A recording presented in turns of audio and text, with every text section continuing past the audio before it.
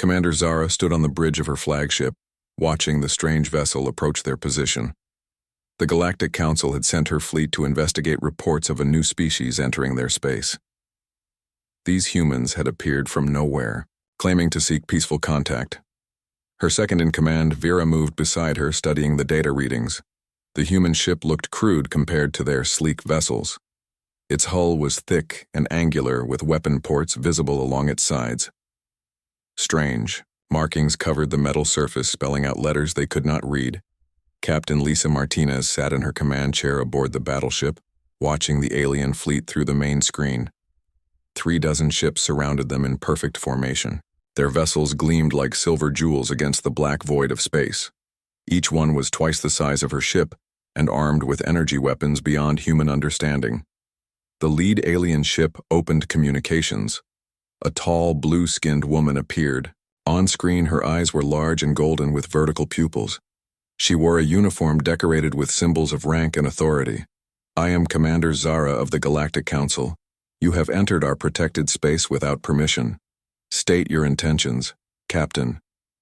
Martinez stood up, straightening her uniform. "I am Captain Lisa Martinez, representing the United Earth Fleet. We come in peace, seeking diplomatic relations with your people, Commander." Zara studied the human woman with curiosity. This species looked remarkably similar to her own people, but with smaller eyes and different colored skin. The human captain appeared calm despite being surrounded by a superior force. "Your ship appears to be a military vessel. Why do you bring weapons to a peaceful meeting? All our ships carry defensive systems for protection during long journeys through unknown space. We mean no harm to your people." Lieutenant Amy Johnson worked at her station, monitoring the alien ship's energy signatures. The readings were off. The charts each vessel carried enough firepower to glass a planet. Their shields could probably stop anything in the human arsenal. Commander Zara conferred with her officers in whispered tones. The human ship was primitive by their standards. Its weapons were projectile-based rather than energy. Its armor was simple metal alloy instead of force fields. Yet something about it made her feel uneasy. "We will escort you to Council Station Alpha, where you will present your case for diplomatic recognition. Follow our lead ship and do not deviate from the assigned course." The alien fleet began moving toward a massive space station orbiting a blue-green planet. Captain Martinez ordered her crew to follow at a respectful distance. The station was a marvel of engineering stretching for hundreds of kilometers in all directions. As they approached the docking bay, Commander Zara received an urgent message from her intelligence officer. The scans of the human vessel revealed disturbing information. Its hull was designed to withstand massive impacts. Its weapon systems were crude but effective. And most concerning of all, the crew compartments were heavily shielded against radiation. On the human ship, Ensign Kate Williams monitored communications between the alien vessels.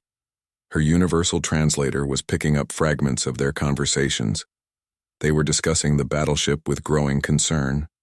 "Captain, the aliens are worried about something. They keep mentioning our ship design and crew protection systems." Captain Martinez nodded. She had expected this reaction. Human warships were built for survival in the harshest conditions. Their enemies had taught them to prepare for the worst possible scenarios. The docking procedure went smoothly and both crews prepared for the formal meeting. Commander Zara selected her best diplomatic team, including cultural specialist Nira and military advisor Kala. They would assess these humans and determine if they posed a threat. The meeting chamber was vast, with a curved ceiling that displayed images of member worlds. A long table dominated the center, where representatives from dozens of species sat in judgment. Captain Martinez entered with only 2 escorts following diplomatic protocol. The session began with formal introductions and presentations about human civilization. The council members listened politely as Captain Martinez described Earth and its people. They seemed particularly interested in human history and technological development. Then Counselor Yara asked the question that changed everything. "Your ship appears designed for warfare rather than exploration. Why do your people build such vessels?" Captain Martinez paused, considering her words carefully. "Our species has faced many challenges throughout history. We learned that peace requires strength and readiness to defend what we hold dear. The room fell silent as the implications sank in. Other species in the galaxy had evolved past warfare centuries ago. They had forgotten what it meant to face extinction and fight for survival. Commander Zara stood up requesting permission to speak privately with her fellow council members. They huddled together, discussing what they had learned. The humans came. From a world where conflict was common, their entire civilization was built around the concept of struggle and survival. When the council reconvened, their attitude had changed dramatically. Instead of condescension, there was now respect, and perhaps even fear in their voices. They had realized that humanity represented something they had not encountered in thousands of years. A species that remembered how to fight. The formal session continued with discussions of trade agreements and cultural exchanges. But beneath the diplomatic language, everyone understood the real message: humanity had earned their place through strength, not supplication. As the meetings concluded, Commander Zara found herself walking beside Captain Martinez through the station corridors. The human woman was smaller than most council species, but carried herself with quiet confidence. "Your people are remarkable, Captain Martinez. We have not encountered a species like yours in our recorded history." Captain Martinez smiled. "Thank you, Commander. Your people seem to have built something wonderful here. We hope to learn from your example while contributing our own strengths." That evening, Commander Zara stood in her quarters looking out at the human battleship docked. Nearby, its angular hull and weapon ports no longer seemed primitive but purposeful. Every line spoke of hard-won experience and bitter lessons learned. Her aide Vera entered carrying reports from the technical teams. Their analysis of human technology revealed a troubling truth. While less advanced in many ways, it was incredibly efficient and reliable, built by a species that could not afford failure. The next morning brought news that would reshape galactic politics. A hostile alien force had been detected at the edge of council space, the very same day humans arrived. The timing seemed too convenient to be coincidence. Captain Martinez received the emergency briefing with calm professionalism.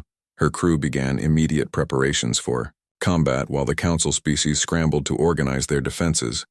Their peacekeeping fleet had not seen real action in generations. When the enemy fleet arrived, it brought terror. Unlike anything the galaxy had known, ships the size of moons bristled with weapons of unimaginable destruction. They demanded surrender and submission to their dark empire. The council fleet engaged bravely, but their weapons barely scratched the enemy hulls. Their beautiful ships were swept aside like leaves. In a hurricane, panic spread through the ranks as defeat seemed certain. Then the human battleship moved forward alone against impossible odds.